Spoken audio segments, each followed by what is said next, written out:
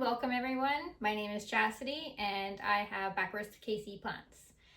So today I wanted to do something a little bit different rather than unboxing or talking about plants, and I wanted to do an April favorites. So I went through my house and I gathered 15 plants, and it's a conglomeration of a little bit of everything. I even have a philodendron in here that I am keeping, and I have said in my other videos that I am going to probably be selling out of my philodendron, as it's just something that I'm not super in love with.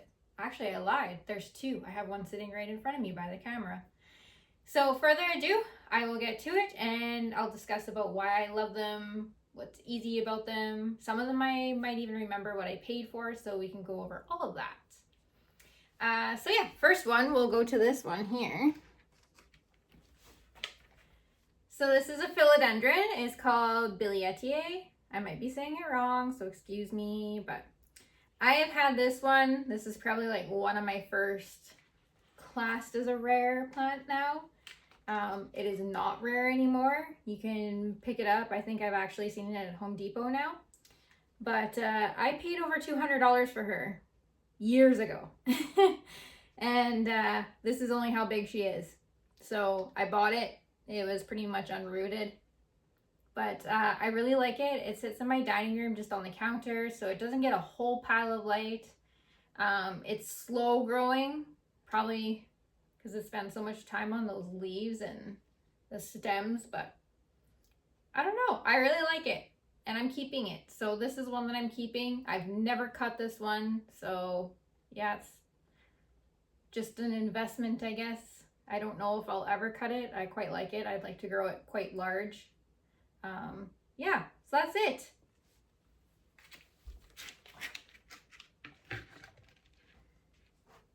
And we can go over this big guy next to me. So this is a Cryptosperma Johnstonii, something like that anyways. It is, from what I have read up on it, it's not an alocasia. It's actually its own kind of species, and it's a swamp plant. So it likes to always be wet. And I actually bought it, and it was probably like that big, and she's huge now. I'm gonna say it's probably one of my favorites. This one sits in my living room out in regular house conditions. I am from Canada, so my house humidity, it's about 50 in the summer, and right now it's sitting at about 30 something. But for the winter, I have dropped to about 12% humidity, and it did totally fine out here. It gets no light other than what you see in my windows here, and that's a north facing window, and then these are east facing, so it doesn't get a whole pile. But I do want to try to show you guys as I whack myself in the face. Can you see those little spikes? Like, this is what drew me into this plant. I find the spikes on it really fascinating. So yeah, other than that, this plant is zero fuss. I keep it with a layer of leco on the bottom, and it's cocoa perlite. I fertilize it every single watering. She's big and large and in charge, and at one point I did leave her in my grow tent because after I read that it was a swampy plant, I was like, oh man, I'm gonna kill her out here. So I threw her in my grow tent, but she got so big in there. So I brought her out. She's probably been out here for a year or more, I would say. And obviously done fine. I mean, look at those huge leaves. They're huge. She's cool. I highly recommend her. Another plant, I don't remember what I paid for this one. I'm gonna say probably a couple hundred. And I've never had it pup or anything. So it's definitely not a money-making plant.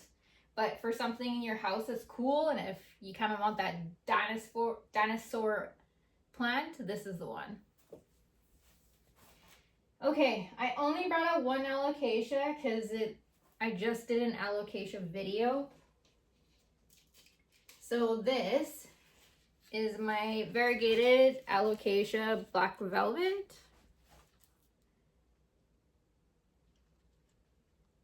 Is that not a beautiful leaf?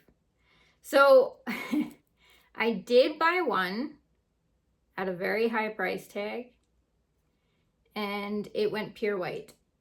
and it kept throwing white after white after white, and it eventually ended up dying and rotting.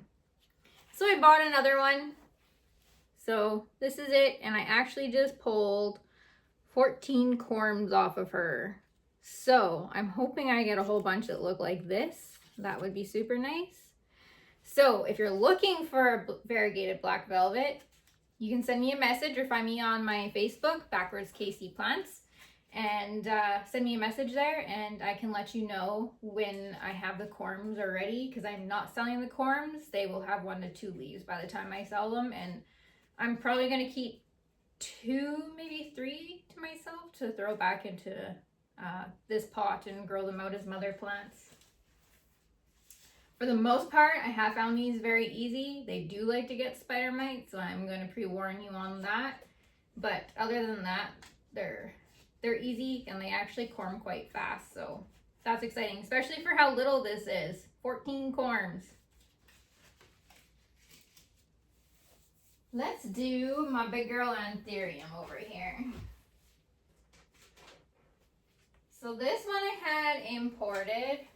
I want to say she came from Ecuagenera, but I'm not 100% positive. But this is Mamarona, and she has already given an inflow.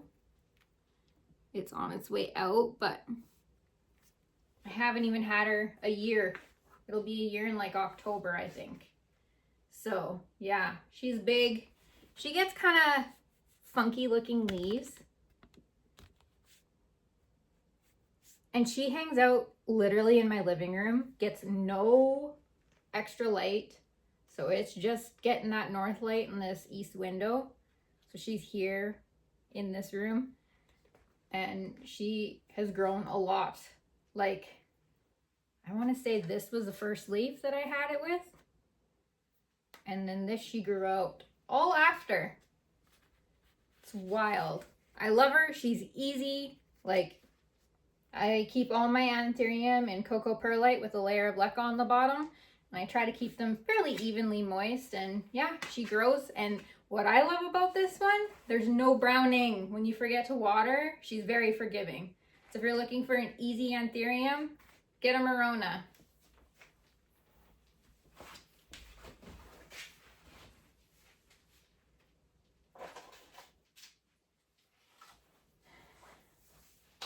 Okay, let's go with this guy. We are going to my absolute favorite, which is begonias. This is called Dainty Spray Sport. I had to look. Now I'm gonna dump everything. Let's go this way. Is that not cool? I just got this one not that long ago, probably a couple months ago, so it hasn't grown a whole pile, but I really, really like it. It's been very easy. I do have it in high humidity though. I tend to put most of my begonias in high humidity so I can grow them a little bit faster and try to cut them and stuff like that. But the ones that are really easy, I will try to put out in room humidity. But yeah, there's that one.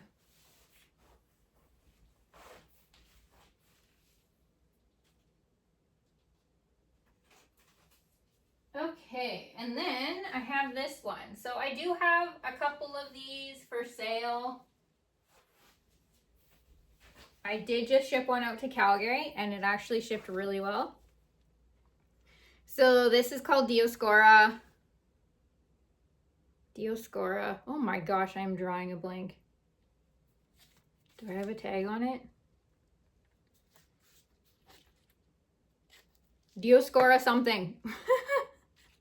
Excuse me, I'm totally blanking out. But is that not cute? It's like it's a vining plant. It grows like wild. I have a couple in my tent that I had for sale. And yeah, they do grow wild and fast. So if you're looking for a fast plant, this is it. But they do need high humidity. So if you have fairly low humidity, probably not gonna be able to grow it. So Dioscorea Discolor, that's what it is. And I'm probably saying it wrong. And I did read up on it. I think it's the bulbs in these that are actually edible, and they use it in Chinese medicine, I think, but I could be wrong. She's not attached to this. And I had to pull her off of the grow tent. But yeah, absolutely beautiful. So if you're looking for something with some color, this is it.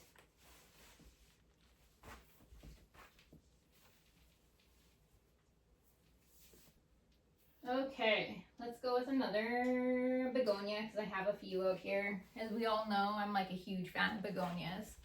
So this one is called Begonia Cuculada Variegated. And I have shown this one on my Instagram, I believe. She's got stunning variegation.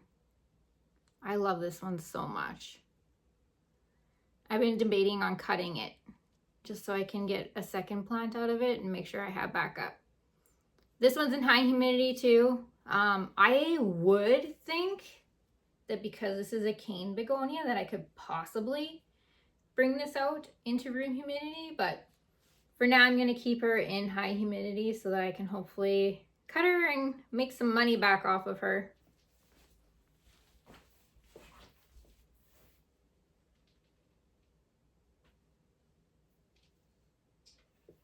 Okay, and then we have this one. This is Anthurium Wendlingeri, Wendlingeri, something like that. Probably butchering the name, but I love this one too. This one is so easy to grow. So this one just hangs out on my living room shelf. This one does have a grow light above it, so I will give it that, but it's kind of off to the side so it doesn't get a whole pile of light, extra light, I guess. So then it's only getting the north and the east windows. But yeah, like, she's nice. And this one too, like, it's very forgiving. You can let it dry out and it doesn't go brown. That's what I love about plants. And so, Anthurium have this stigma about being really hard plants. And honestly, like, once you find your niche with them, they are so easy. Just fertilize the crap out of them every single watering and you're set. And like I said, cocoa perlite, leca on the bottom, and I use drainage pots and everything, so all the excess water rolls out of it. But yeah, and I have not had this one for long. Like, can you see those little leaves? I have not had this for a year, and these were the original leaves that it came with. So she's grown a lot. She's a fairly fast grower. And in room humidity, what's not to love?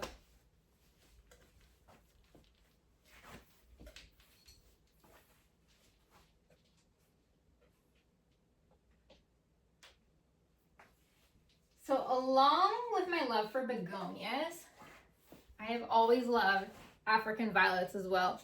So as a kid, I can remember my grandmother always having African violets. Not variegated, but just these kind of African, I shouldn't say these kind. This is a variegated. So this one's called Frosted Frolic. Like, this is amazing. Sorry, my cat's scratching at the door, so you're probably gonna hear my dog barking. Welcome to my chaos.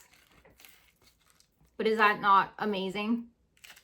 I love the blooms on this. So I have quite a few variegated African violets, and mine bloom all the time. The only thing about these is they get messy when the blooms die. So you can see like all of those have died. You have to kind of pick them off, otherwise they end up all over.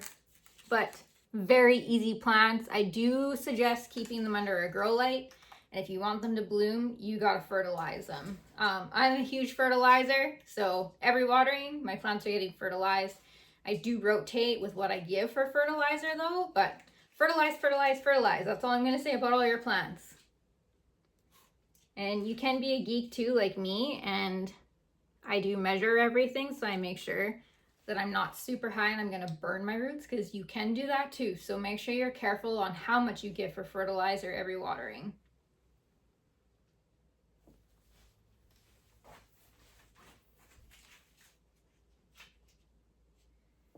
Okay, back to the Anthurium. I also got this one less than a year ago And this is my dot block Zara Michelle. And she's pushing her first inflow. So this one comes out as like a really purpley plant. I'm hoping this shows exactly how purple it is. So I got this one as a pretty much unrooted seedling type thing. This one was not a clone. This one, yeah, it was a self-seed. So imported it from Indonesia from my supplier. And he is seriously amazing. And I have ripped off a few leaves because once they start looking like this one, that one's already driving me nuts. It needs to go. But I'm going to wait just because there's an inflow pushing. So I don't want to start hacking off a bunch of leaves. But again, very easy plant. And like you can see, like this leaf here is much smaller than the other ones. The leaves when I got this plant were probably like that big, like no joke, super little. So they size up and they mature really fast. Definitely recommend getting one of these.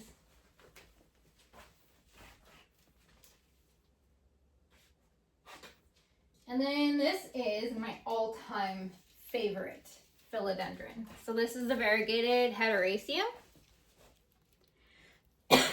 Sorry. This guy is so easy to grow. They do kind of fade down more to like a green afterwards, but you can still see the variegation on them. So I actually started this plant from, I want to say one cutting, because when they first came out, people wanted $800 a cutting of these. And I want to say I waited till they were $80 or $100. And that's when I imported mine. And yeah, I just kept putting all mine back in. I have sold some now off of her, but for the most part, I wanted to have like a huge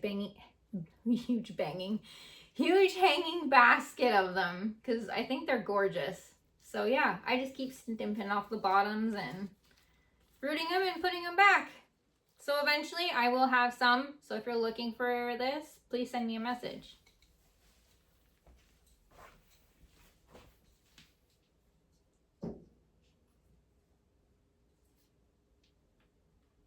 Okay, this begonia, I nearly died when I saw it.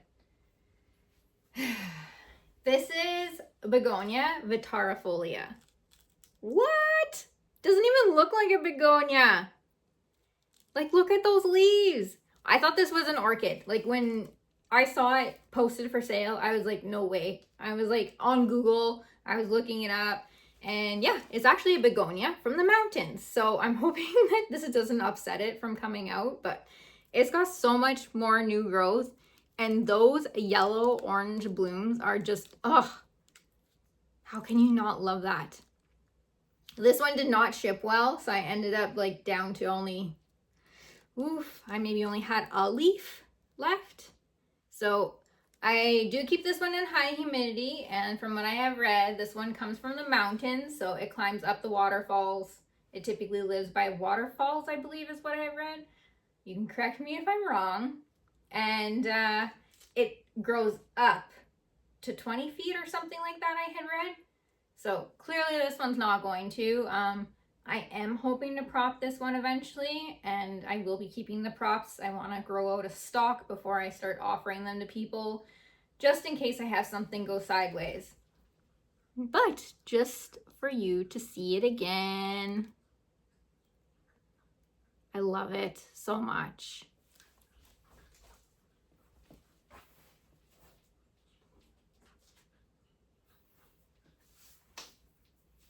Okay.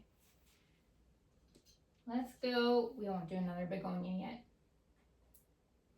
Okay, this one. This is also an import. This is a Red Tiger.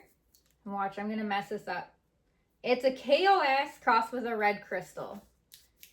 So, there's a new leaf. She comes out red, red, red. So this one I am partners on with Divine Plants and Creations. You can also find her on YouTube, and she also has a Facebook page. So we split quite a few anthuriums. So I've been growing this one out, and I actually pollinated her. This was her second inflow. Her first one's sitting here.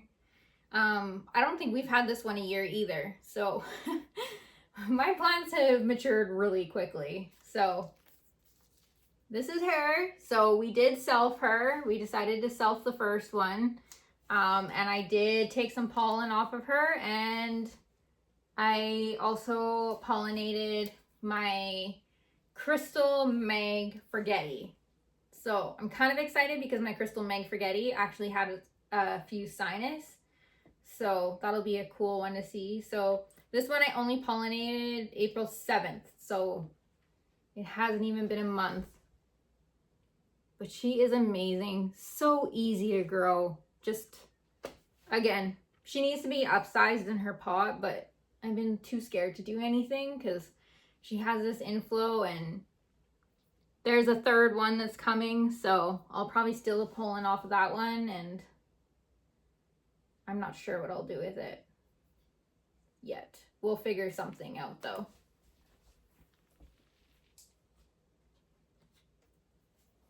Okay, here is the last begonia. This one I love so much. Begonias are so fascinating. Like, they're all so flippin' different. So this is Begonia Dredgy Eye, something like that. Anyways, it is like a bonsai tree. I have multiple plants in here. I decided that I'm gonna grow like a huge pot of them. So I always cut, usually keep one or two and add it back to the mother plant. Look at that little bloom. Isn't that not cute? So because these are like a bonsai tree, you can trim them however you want. So you could actually have like a completely bare stem and then have all the little leaves. But all the leaves remind me kind of of little maple leaves. Super cute, super easy. I typically keep this guy out in room humidity. So if you're looking for a room humidity plant, this one is it. And it gets barely any light. She sits in my entryway. And unless it's summer, it's not getting a whole pile of light. And because this is my mother plant, I don't even know how many times I've cut it. Multiple, many. So she's very easy. All the props, I just snip them, put leca in the bottom, cocoa perlite, put the stems in, and put it in a high humidity, and poof, like never lose any cuttings. So if you're looking for a fast grower and something that it would be great for your business, this is it. Okay, and my very last plant. This is my variegated Schlumbergera Truncata. I could be saying the name totally wrong. I bought this one last fall at the Edmonton Aroid show. I can't remember who the vendor was, but I got a bloom. Is that not amazing? And the funny thing is, I didn't think I'd get a bloom because I took a whole bunch of pieces off of her and I had a bunch rooted for the Edmonton show. But look at the variegation. So obviously this is an Easter cactus. I love her so much. Like, that is such a big bloom too. So again, very easy to prop. I do keep it under a grow light just because it's variegated. But other than that, amazing plant. So, that being said, I think I have gone over everything. So once again, thank you for joining me and watching my video. Please like, comment, and subscribe. Leave a comment. Everything helps. I'd love to hear what your thoughts are, what you'd like to see, anything like that. Thank you again, and I will see you guys all in my next video. Bye.